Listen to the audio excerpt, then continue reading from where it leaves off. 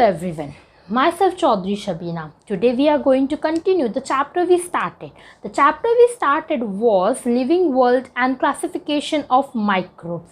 Now there are 3 questions in your textbook. They are part of can you recall. So let's see what the first question is.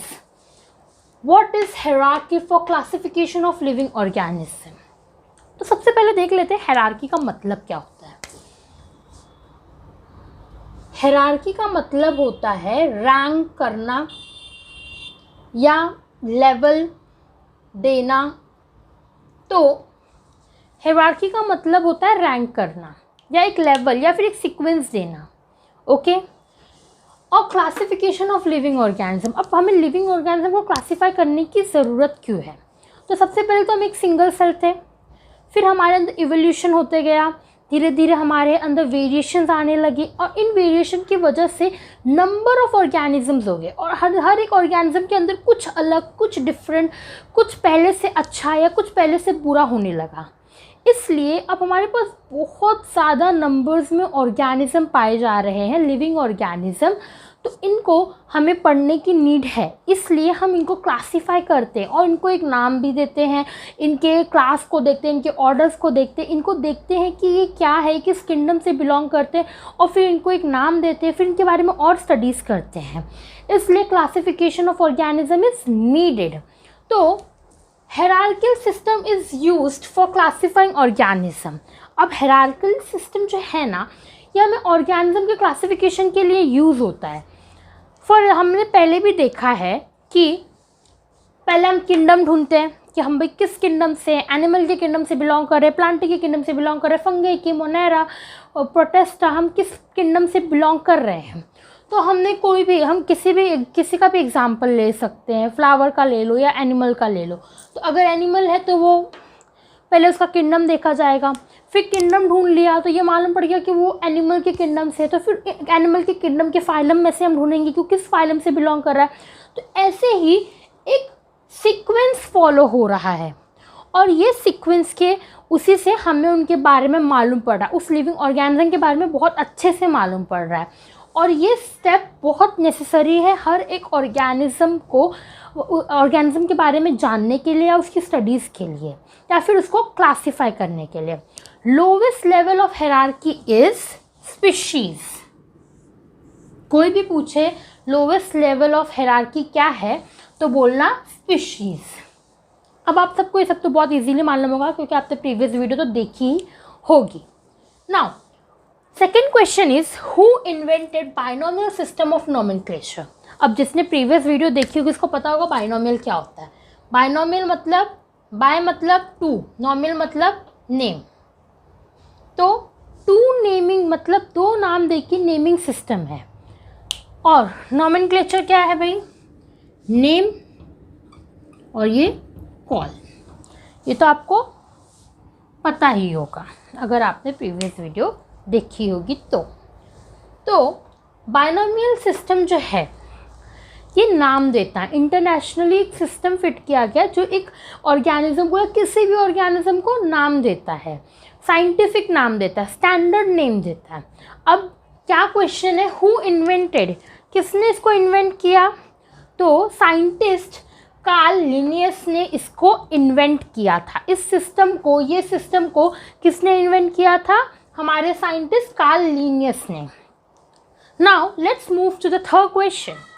Which level of hierarchy are considered while writing the name in binomial nomenclature?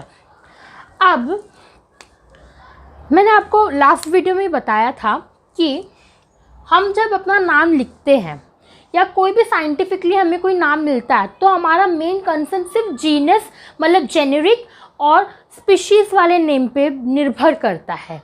तो हम सबसे पहले हमारे लिए इस question का answer ये है कि जीनस एंड स्पीशीज़ ये दोनों पे ही हमारे नाम जब हम लिखते हैं तो डिपेंड करते हैं। तो फॉर एग्ज़ाम्पल हमने लास्ट में भी यही एग्जांपल लिया था, अभी भी यही एग्जांपल ले रहे हैं। होमो सेपियंस, होमो हमारा जेनेरिक नेम है, सेपियंस हमारा स्पेसिफिक नेम है और ये दोनों को मिला दो तो हमारा साइंटिफिक नेम है। तो हमारे क्वेश्चन का आंसर है genus and species. We are discussing biodiversity and need of classification.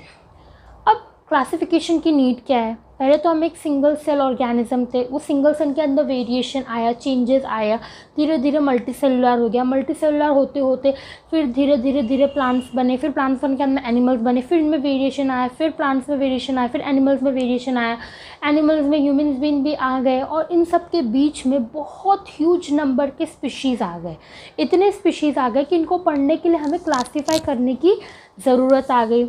अभी ही अर्थ पे देख लो तो 87 मिलियन से भी ज़्यादा स्पीशीज़ है। अब इनको पढ़ने के लिए हमें क्लासीफाई करने की नीड है। हमें इनकी सिमिलैरिटीज़ जानने के लिए, इनकी डिफरेंसेस जानने के लिए, इनकी कैरेक्टरिस्टिक्स जानने के लिए हमें, अगर हम इनको क्लासीफाई नहीं कर पाएंगे तो हम इन्हें पढ़ ही नहीं पाएंगे, और इन्हें पढ़ नहीं पाएंगे तो हम इनके बारे में कुछ भी नहीं जान पाएंगे। तो इसलिए हमें क्लासिफिकेशन की नीड है।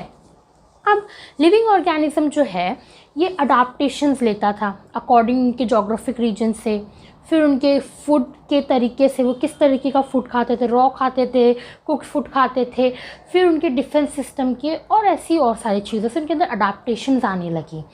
87 मिलियन से भी ज़्यादा स्पीशीज़ है हमारे अर्थ में।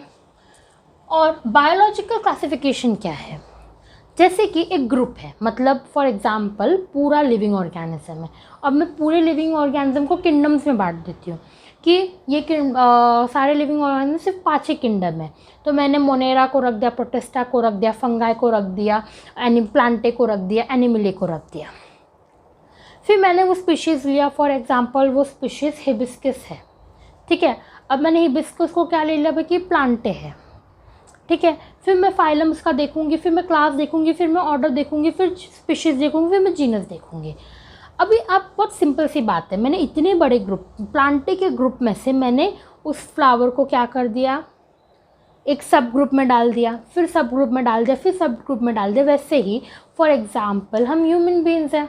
अब हम ह्यूमन्स बीइंग को हम एनिमले के ग्रुप में डाल दिए। अब एनिमले के बाद हम इसका फाइलम देखेंगे कि किस फाइलम से हम बिलोंग करते हैं। तो हम कॉर्डेट्स के फाइलम से बिलोंग करते हैं, हम मैमल्स हैं। ऐसे धीरे धीरे धीरे मैं क्या कर रही हूँ और अंदर अंदर जा रही हूँ। फॉर एग्जांपल मैं अर्थ पे हूँ, मुझे पूछा आपकी क्या कौन सी कंट्री है, तो मैंने सीधा बोल दिया कि मैं इंडिया की हूँ। तो मैंने इतने बड़े अर्थ से एक छोटा सा हिस्सा उठा लिया, इंडिया। अब पढ़ना rather than that earth, it's easy to study India, ठीक है। तो इतना बड़ा पार्ट तो पीछे रह गया, सिर्फ इतना ही पढ़ना है। अब इसमें से भी मैं सब ग्रुप ले लूँ तो मैंने ले लिया महाराष्ट्र। अब क्या हो गया, और छोटा हो गया। फिर महाराष्ट्र से भी मुंबई। अब समझ रहे हो, मतलब एक बड़े से ग्रुप से उसका सब ग्रुप करते करते पढ़ने को बोला जाता है biological classification. And we need dividing them to study about them.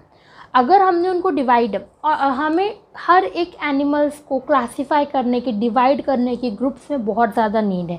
उनके कैरेक्टरिस्टिक्स को देख के, उनके सिमिलैरिटीज़ को देख के, उनके डिफरेंसेस को देख के ही हम उनको क्लासीफाई कर सकते हैं और डिवाइड कर सकते हैं। बहुत इजी हो जाएगा अगर हम क्लासीफाई करके पढ़े, और अगर हम क्लासीफाई करके ना पढ़े तो हम कभी इनको पढ़ ही नहीं पाएंगे, क्योंकि इतना बड़ा वास्ट नंबर है कि अगर हम पढ़ना चाहें विदाउट डिवाइडिंग तो कभी ख़त्म ही नहीं होगा।